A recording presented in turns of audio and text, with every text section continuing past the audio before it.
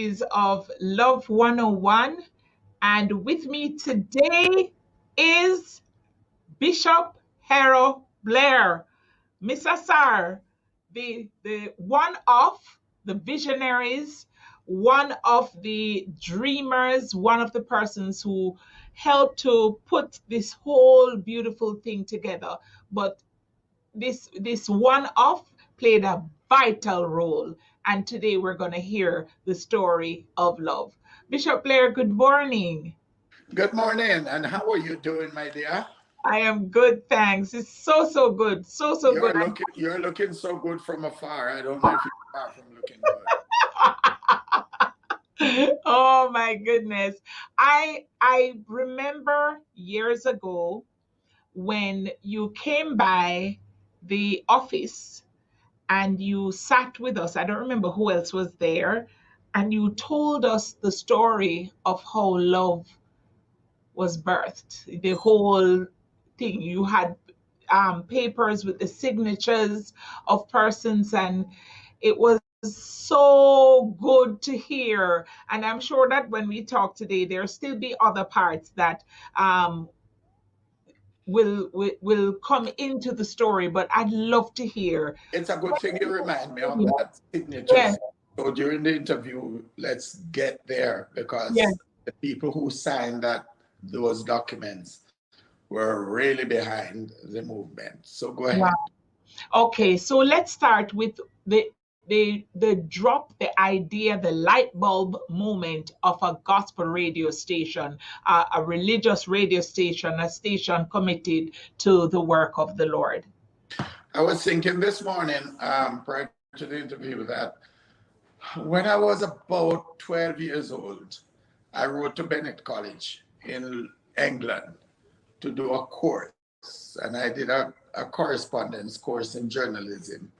I They asked me to write an article on a crash in one of my parishes, a car crash, and I wrote this article of an imaginative accident that occurred in Lucy, Hanover.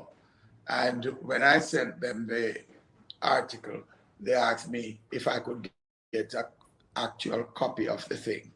So my imagination went wild then, and the graft was it was so graphic that they actually thought it was an accident.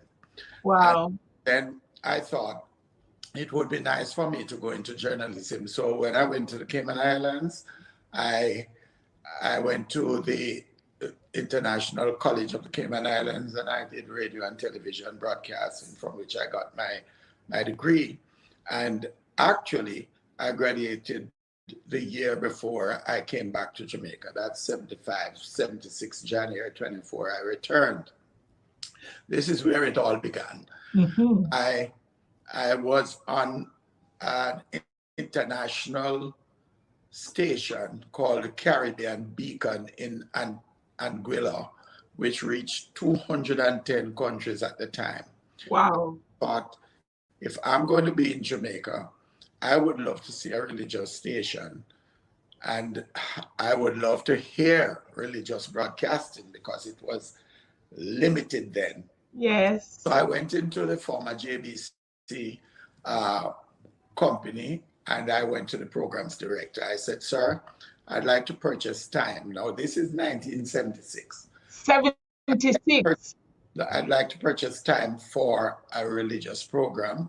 I'd like to buy 15 minutes because that's all I could afford at the time. Mm-hmm. He said, "Look at me, Mr. Blair. As long as you live, you will never hear religious broadcasting in Jamaica ever again." And I left the studios. I went down RJR, and I found a program director whose name was Winston Redgard. And when I asked him for the time, he said, "Tell you something, Mr. Blair, the only time we have left on radio for something like that is 11:45 on a Thursday night, and it is called the graveyard shift." Wow. And I told him I would bury the dead if you give me that shift. Wow. And that program became, as many will attest to the fact, one of the most popular programs for the next 4 years Wow. in What was Jamaica. the name of that one? Pardon me? What was the name of that The program? voice, the voice of deliverance. Yes. And from there, we struggled to carry radio. There were no television opportunities.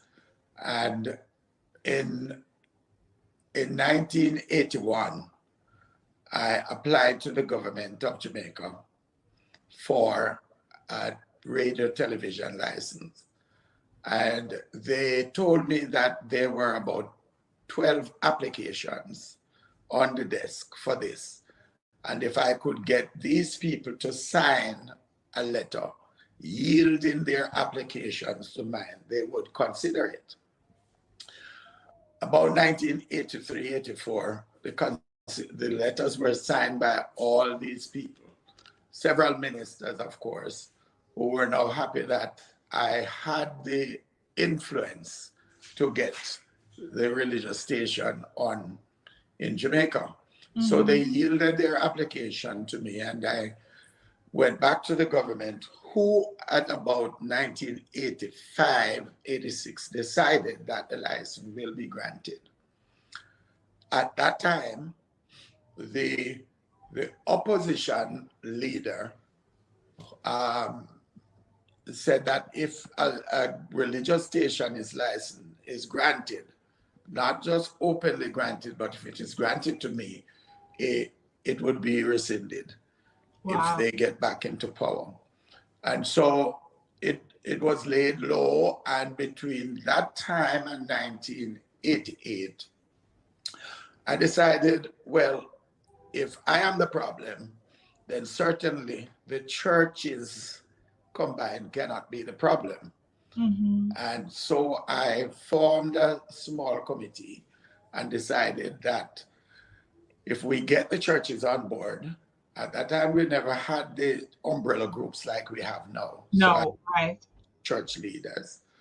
And if we get the churches on board, then it is a possibility. So I met with Reverend Oliver Daly, Bishop Neil, Yes. at that time, not you, Neil, but the other Bishop Neil. Orville Neal. The three of us met in Oliver's office, Mm-hmm. just where love started. We decided, yes, we would go ahead and put our names out and try to do something. Well, somehow I tried to influence Babsy Grange, Ed Bartlett at the time. They were in charge of Ministry of Information, and they were highly elated, and they recommended that the station, the license should be granted. And just about time, in 1989, the government changed. There was a general election, and the government changed. And so our application now had to go to who was the opposition party, now the Right. government. Right. And the thing was granted. Even though, anyway, praise the Lord. Moving It on. was granted. And I look at it as the work of The God, work of God. because now we have the opposition in favor of it, and the government in favor of it. To God be the That glory. was where it all began. And we kept on talking about it until I think in 1992, just when Mr. P.J. Patterson succeeded Mr. Manley as Prime Minister. We met at Jamaica House, and he handed me the license. Now I was now, after we registered the company and everything, I was now the general secretary of the company, and I had the honor to be the recipient at Jamaica House for a religious broadcasting license, because there was no name at the time. And we went back now and get all of these group leaders together: Carmen Taylor, Ronald Blair, probably 3 or 4 others, and we met. We formed the company. We wanted to know, well, we couldn't form the company yet. We wanted to know what would this station be called. And the station, we deliberated for days over it. And precious Sister Carmen Stewart, as she has always been in her humble state, just sat there and say, you know, what about love? I was flying home recently and I was sitting in Miami airport and I was listening to a religious station and I heard somebody say, this is love. And I think that's what we should call it. And everybody highly elated, excited about the thought. That's how love was birthed. Wow.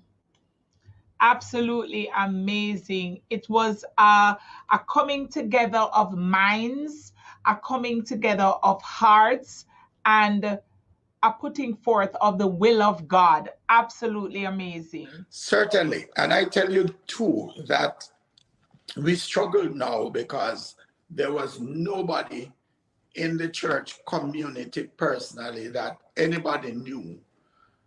There were, let me say, there were only a few persons in the church community that anybody knew who was able or capable to do anything with regards to the To raise, handing off and the setting up of a station such as Love.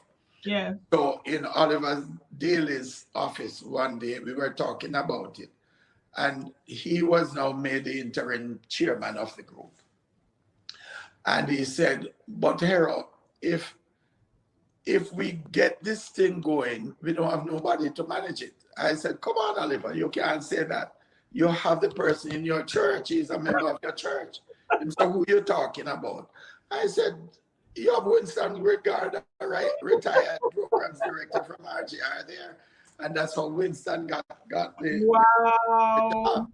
And he did an excellent work for several years in Yes. establishing Love 101 and Love Television. Wow. Absolutely beautiful. And of course, in the interviews, various interviews that I've had leading up to during this series, it is very evident that he has had the heart of love. It still, For, it still does. yes, Winston was love. yes, Yes, yes, that's true. yes. That's true.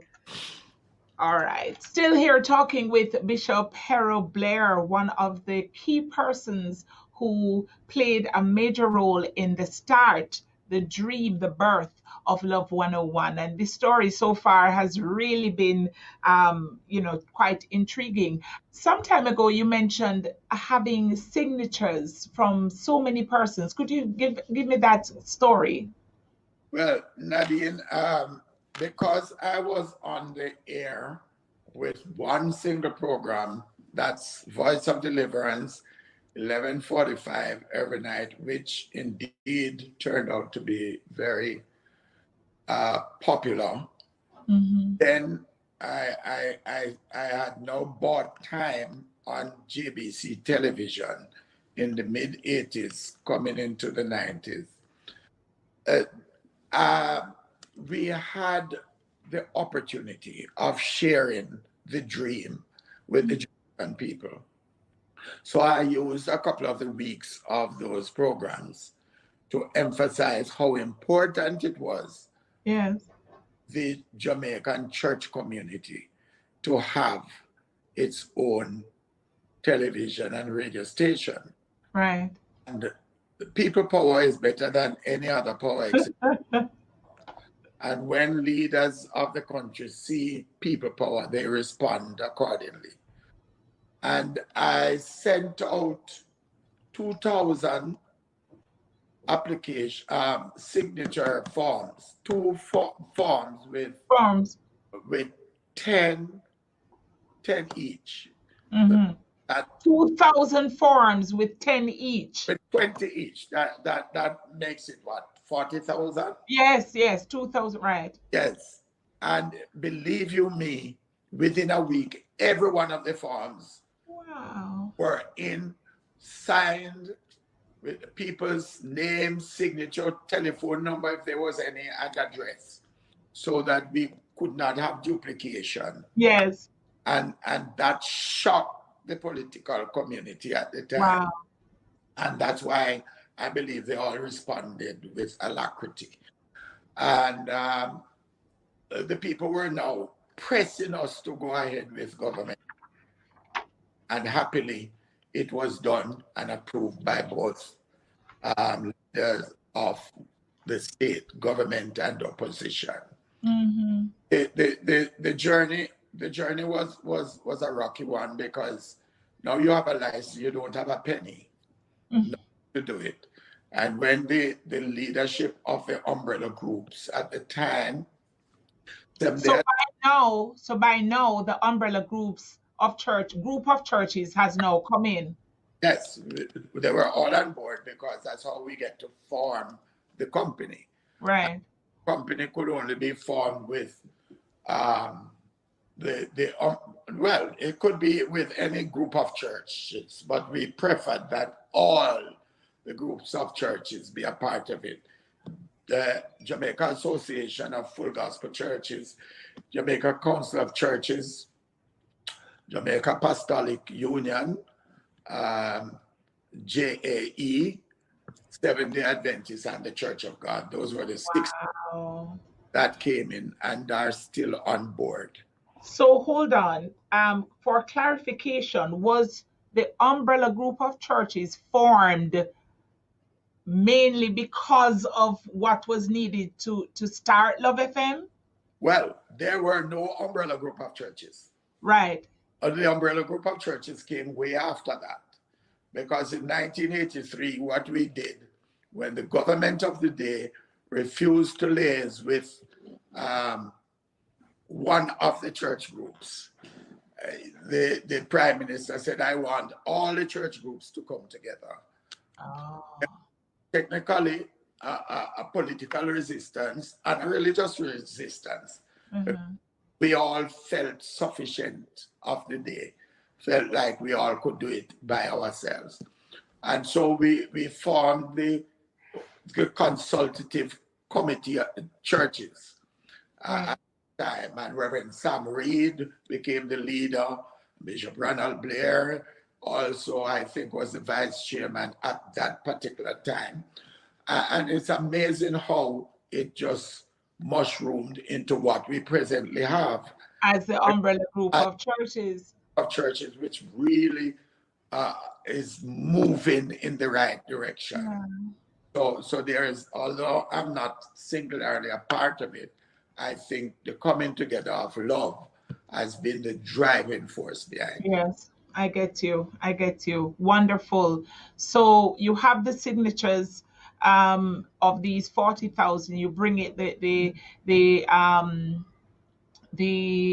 political parties are great and they've signed off, and now love is going to begin. You get the name from Bishop, and we're coming down to a date to start. What's happening there now? First of all, before startup, we had to find the money to buy the equipment. Mm-hmm. The idea, I can't say who shared the idea now, but certainly it was recommended that all the church groups should make contribution to the funding of the station. Mm-hmm. And so we started off with about $2-3 million based on the contribution at the time. And further down the line, more money came to purchase equipment. And as a result of that, we were now ready. We wanted to be not seen as belonging to a particular church group, but it was the church groups that owned the properties that we could work from at the time. And so we rented property from the United Church, as you know, from Carlton Avenue. Yes, Carlton Crescent. Carlton Crescent. Crescent, yes. Established the Home of Love for a few years there. Yes. But then when everything was in and Winston was well set to go, we had nobody to be our announcers and things like that. We had to do our best, as ignorant as some of us. We had to do our best until we found two charming ladies that we could interview.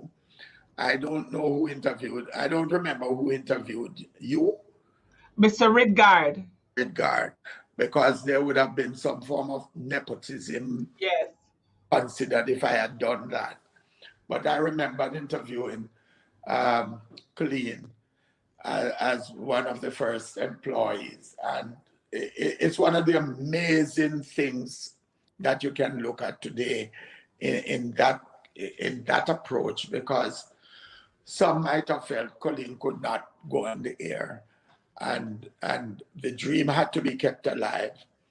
And Colleen has come in and demonstrated that all things are possible with God. You can move from A to Z. You can do Amen. anything that you can conceive, you can achieve. Yes. And Colleen has marched right up the ladder, right? Yes. Wrong one. Having the #1 show on Saturday mornings. That's across the board. Really? Yes. I didn't see that result, but that's Yes, in the survey when she was on oh, yeah. in the Saturday morning. Yes. Yes, that is lovely, and we give God thanks, because we have seen that with God on our side, we have excelled, and we can continue to excel. And I'm still dreaming that one day love is going to be #1. Indeed, we continue to dream. What else? So we're here now, we're working, we're at Carlton Crescent. I'm sure there are many moments that you felt proud. You probably heard a program or something, but are there any highlights, any memorable moments during the journey that were now on air? Well, everything is exciting. I know I was excited that my wife was asked to be the general secretary. Of course, she had served the station where I was told you'd never hear any gospel. Wow. In Jamaica, she served there as the general secretary for 5 long years. Yes. And then when she left there, she was asked to serve as the general secretary. Well, the administrator, because I was the general secretary at the time. So she served as the administrator for love. Wow. And Several she years. did well. She was our auntie mama. Oh, that's nice. But I think one of the proud moments that I can really look at is that we were now paying a rental out of our meager income. Mm-hmm. That was so enormous. It was almost that your rental and your staff were consuming your income. We had to take serious decisions, and it happened at the time now when I became chairman of the company. Yes. And I worked with the leadership, members of the board, for us to own our own property. Yes. How come we purchased Yeah. where you are sitting in right now? God be the glory, because Yes. purchase it for, if you sell it now, you can move up the ladder again by purchasing another building uptown or downtown. Yes. Appreciable. Yes. So we are not done yet. Yes. And I believe that the members of the board are eager to see growth, not just numerically, but financially and spiritually. Yes, the staff too. You know our concern for the staff. If we grow, you are growing. There you go. I like it. I like it. I'm not going to leave any member of staff behind.